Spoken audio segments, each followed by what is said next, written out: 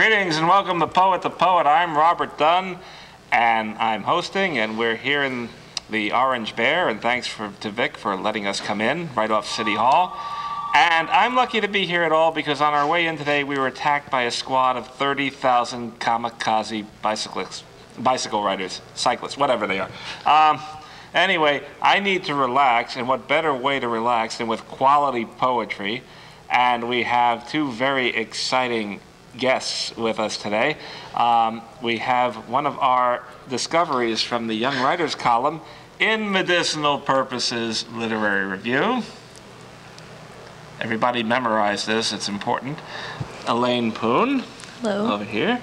And on the other side of the coin here, we have a man who is a veteran of all sorts of poetic adventures in the person of Michael T. Young, and it's going to be a wild but sedate show.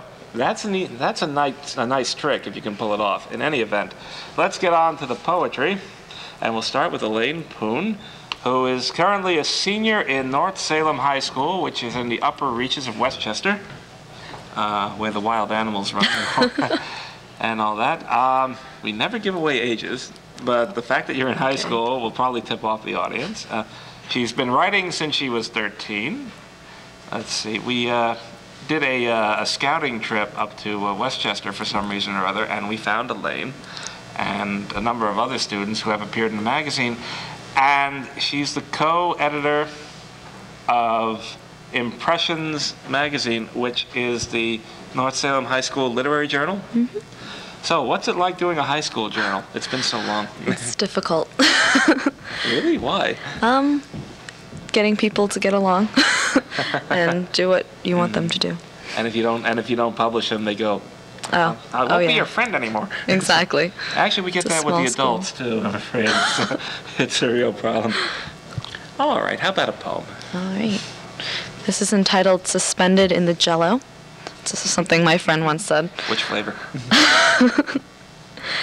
Constant click, click, click of understanding, compassion, truth, sifting under my palms, my whole engulfed in erosion, gray sky implanted in the pupils of my eyes, metamorphosis of reality, search desperately for emotion, grapple for solid thought, a constant drought of reality, fantasy, life.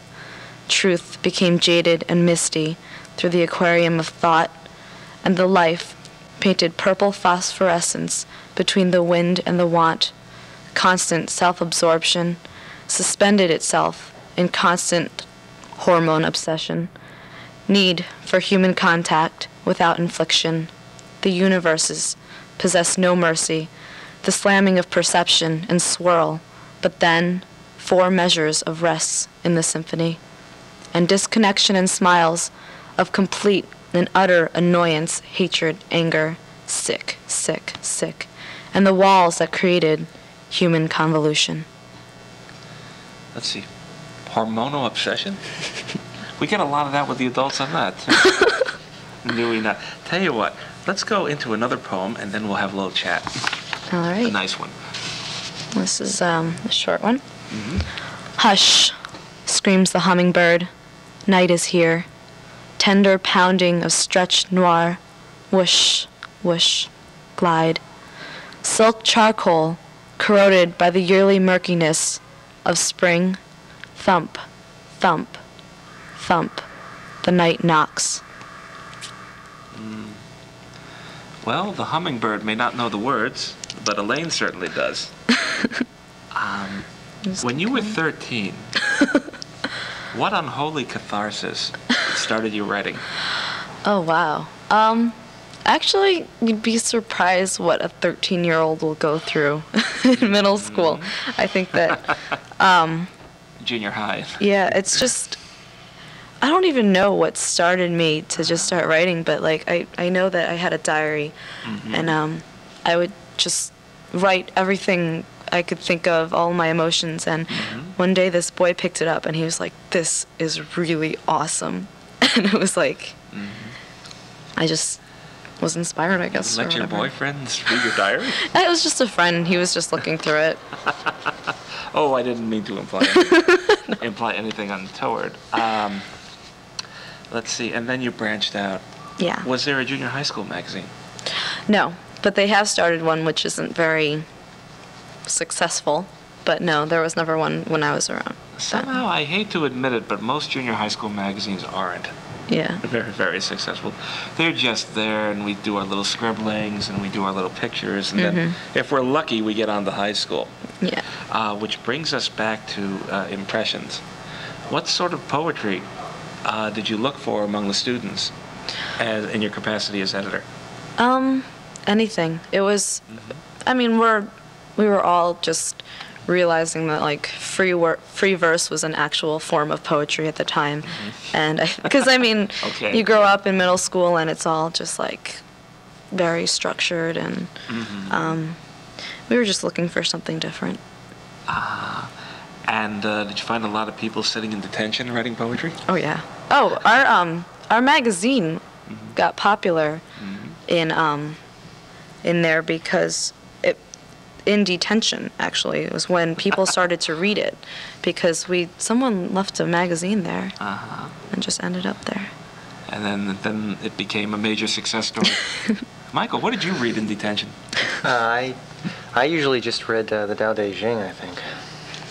A little odd, but... In high school? Yeah. In the original or translation? In translation, no. That's a relief. If you read it in the original, I would be hopelessly outclassed today. Anyway, now we're about to get outclassed to both of us, because Elaine is going to read another poem. Okay. I'll read this one. Be terribly cautious, little one, as you leak your wisdoms, danced on my lily pad. Your searches have rendered you glittering, but tender minds tell tendered gospels, and God is not a thing to play hopscotch with, nor am I. There's an image. How does one play hopscotch with God? I'll bet he always wins. Oh, of course. What are your college plans? Oh, I've been accepted into Cornell, and I've sent my deposit in, so that's where I'm heading. Cornell, if I remember correctly, E.B. White went to Cornell, and afterwards eventually ended up on the New Yorker and wrote Charlotte's Web and other things. Yeah. Are you going to Cornell for the writing, or are you planning on something else? I'm thinking of going, well, I'm majoring in environmental science and going on to law. So. And hanging around in bars like the Orange Bear will be training for that. How about another poem? All right. This is also untitled. The beauty of a blank leaf, pure and unfurnished, the spillage of sugar plum fairies in concrete charisma, wash it with tender exultation, plummeting the spidery bone alphabet, marble ambrosia, sunset. The ivory is swollen before human invasion, before caustic embrace, prepared for a sudden outburst, the oozing of man's wavelength, like the flesh juice of a peach, Picasso, Cummings, Poe, Dali, but all hail the perfect patience of the tablet, of enigma within our grasp, of life's sour passion upon skull and bone and flesh, universes like marbles swirling, falling, physics, and our need to merry-go-round, pale and white and gushing with color. In North Salem High, did you encounter anybody whom you might consider to be a mentor, or did you have to go further afield? For example, Michael's available for that sort of thing.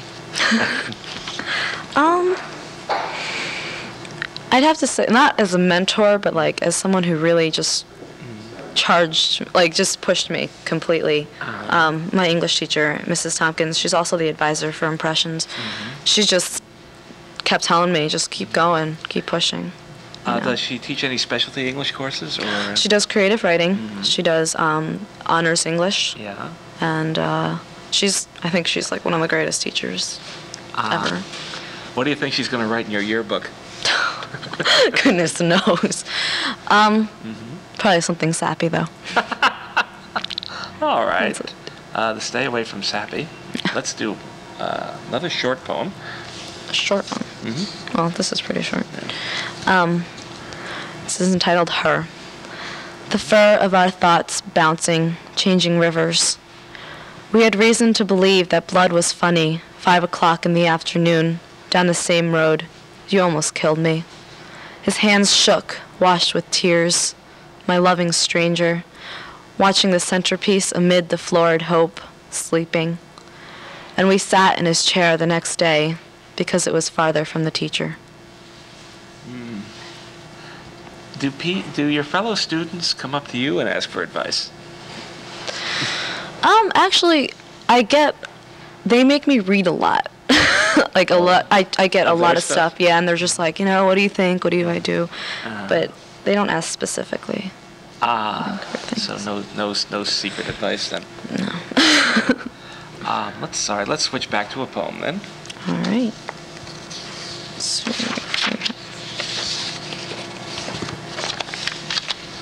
Did I read this? Okay. You passed me by, like the gentle brushing of lovers' lips. You tore away, and I sat in wonder. My exaggerations of you and your anger sharpened, because jealousy is a cruel word, and the innate veils that cover me should be unwrapped gently. We were little girls dancing in front of mirrors. How often they overlook this critical age, when each impression stomped onto infant hearts. Remain at 22, picking up fallen groceries, as a beautiful blonde girl wobbles by, in her mother's makeup and expensive clothing, worn down to reveal a changing anatomy. Seeing the reflection of a beautiful dark woman, in bottles of spaghetti sauce, garbed in modest attire, but feeling the insecurities and hate of burning adolescence. It seems like a lot of your poems are reflecting a troubled viewpoint. Yeah, I think it's just, like you said, catharsis. Are they Mostly. all like that, or? No. I'll give you a happy one if you want. Okay, that sounds good. Rain soaked beneath the thirsty land. The blue of the evergreens burn. The air breathes in, slow, in, out. The sky exhales a dark yellow, blinking a restful lavender. The sun that is not there sets, and the air between the trees blends into a quiet blue, hiding quiet sleepers and awakening stalking hunters. A lovely thought to end this segment on. Thank you, Elaine Poon, for coming on to Poet the Poet. Look out for Elaine when she takes over the Cornell Literary Magazine, and we'll be back in a moment with Michael T. Young, so don't go away.